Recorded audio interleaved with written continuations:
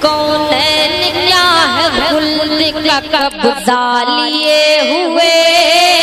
پیش آیا تھا. میں اسرائیل کی بات کروں، اگر یہودیوں کا ملک، ایک دور اسرائیل پر ایسا آیا کہ اس کی جو وزیر اعظم ایک لیڈی تھی، ایک عورت تھی. یہ سن 40 اور 50 کے بیچ کی بات ہوگی یا 50 سے 60 کے بیچ کی بات ہوگی، ہو سکتا ہے انہی کے آس پاس. ایک وزیر اعظم، وہاں کی پرائم منسٹر یہودی عورت تھی. اسرائیل میں اس وقت مال کی کمی بہت زیادہ تھی، یعنی لوگوں کے لیے کھانے پکانے وغیرہ کے سامان کی کمی تھی. آج جو اسرائیل کر رہا ہے وہ تو سب کے سامنے ہے، پوری دنیا کو نچا رہا ہے. ہر جگہ ان کا کچھ نہ کچھ کنیکشن ضرور ہے، انڈائریکٹ یا ڈائریکٹ. اسرائیل پورے ہر ملک میں داخل ہونے کی کوشش کرتا ہے، ہر جگہ اس کے جاسوس ہیں، ہر جگہ جاسوس. آپ کو حیرت ہوگی، جب میں گیا تھا تو میری ساری تقریریں ان کے پاس موجود تھی. ہماری ساری تقریریں ان کے پاس موجود ہیں، ہمارا سارا ڈاٹا ان کے پاس ہے. پوری دنیا میں ہر جگہ سے یہ لوگ کیچ کرتے ہیں کون کیا کر رہا ہے، کون کس کے بارے میں بول رہا ہے. مجھ سے سوال بھی ہوا تھا کہ آپ یہودیوں کے بارے میں بولتے ہیں؟ کہا ہاں، جو قرآن میں ہے اتنا بولتا ہوں، جو میرے اللہ نے فرمایا ہے اتنا بولتا ہوں. 6 گھنٹے مجھے بھی بٹھایا گیا تھا. بہرحال وہ ایک الگ مسئلہ ہے. لیکن یہ جو ظالم ہیں ان پر اللہ کا غضب ہے. قرآن میں ہے غیر المغضوب، پڑھتے ہیں نا ہم. مغضوب کا مطلب ہوتا ہے جن پر اللہ کا غضب ہے، جن سے اللہ ناراض ہے. وہ کون سی قوم ہے؟ یہودی. میں ان کی بات کر رہا ہوں. ان کی پرائم منسٹر، ایک زمانہ اسرائیل میں ایسا آیا کہ قحط سالی ہونے والی ہے، لوگوں کے پاس مال کی کمی ہے. اس وقت وہ پرائم منسٹر امریکہ سے ہتھیار لینے کی ڈیل کر رہی ہے، ہتھیار خریدنے کی ڈیل کر رہی ہیں. امریکہ کی کمپنیاں، شاید وہ ہتھیار بیچنے والی، وہ آئے ہوں گے. ان سے اس نے سائن کیا، اتنے اتنے ہتھیار اسلحے ہمیں چاہیے. ایک چھوٹا سا ملک ہے اسرائیل، لیکن ہتھیار وغیرہ ساری چیزیں پوری دنیا کو سپلائی کرتا ہے، پوری دنیا کو. تو اس نے امریکہ سے ڈیل کی. اس وقت شدید مخالفت ہو رہی تھی اس کی اسرائیل میں. ہماری پی ایم ہم لوگوں کو بھوکا مار کر کے ہتھیار خرید رہی ہے، ہتھیار خرید رہی ہے. اس وقت سنیے، واشنگٹن کا ایک رپورٹر ہے، صحافی، اس زمانے کی بات ہے یہ.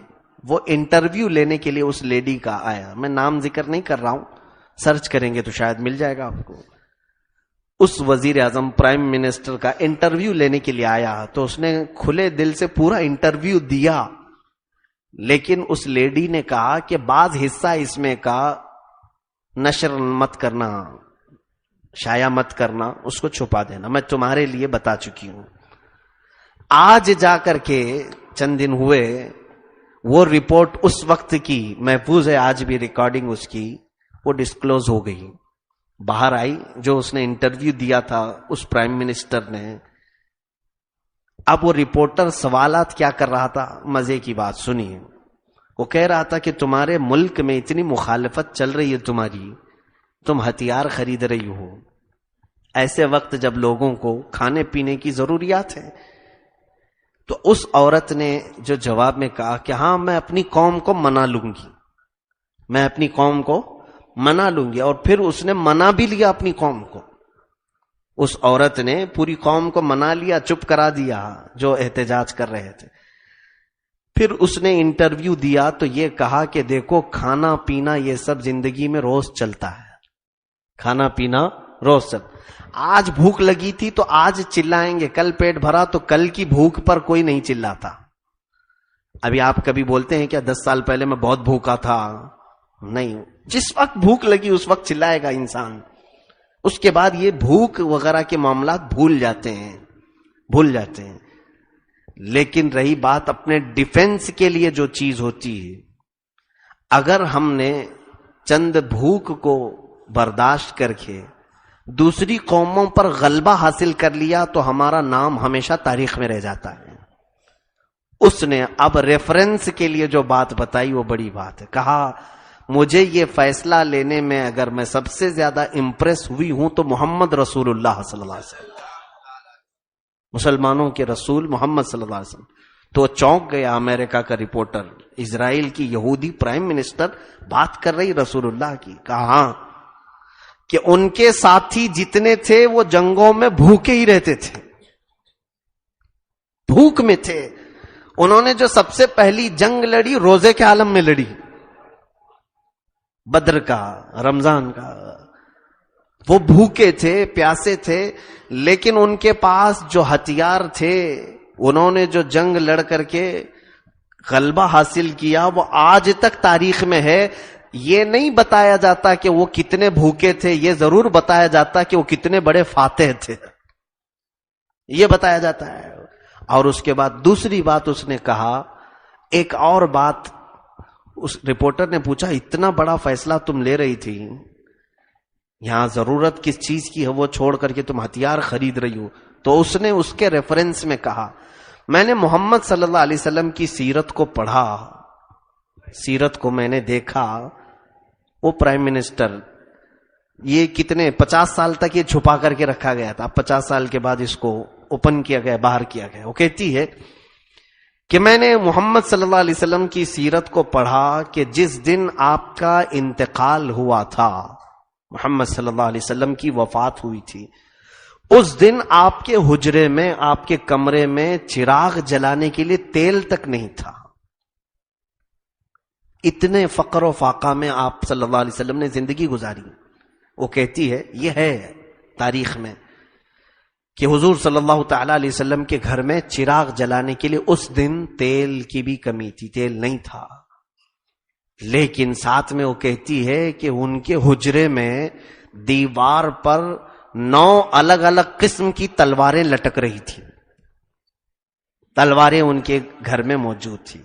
کوئی ہندوستان کی تلوار تھی، اس وقت ہندوستان کی تلوار بہت مشہور تھی، اس کو بہت اہمیت تھی اور بہت مہنگی تلوار بھی مانی جاتی تھی. رسول کریم صلی اللہ علیہ وسلم کے دست مبارک میں وہ تلوار بھی تھی، اور الگ الگ انداز کے 9 تلواریں تھی. تو وہ کہتی ہے جس کے گھر میں فقر و فاقہ ہے لیکن ڈیفنس کے لیے وہ 9 تلواریں رکھتا ہے، تو اسی سے امپریس ہو کر کے میں نے فیصلہ یہ لیا، آج اگرچہ اسرائیل میں قحط سالی ہو کھانے کی، ڈیفنس کے لیے میں ہتھیار لے لوں، بھوک بھول جائیں گے، بعد میں اپنے ہتھیاروں پر یہ پوری دنیا پہ راج کریں گے.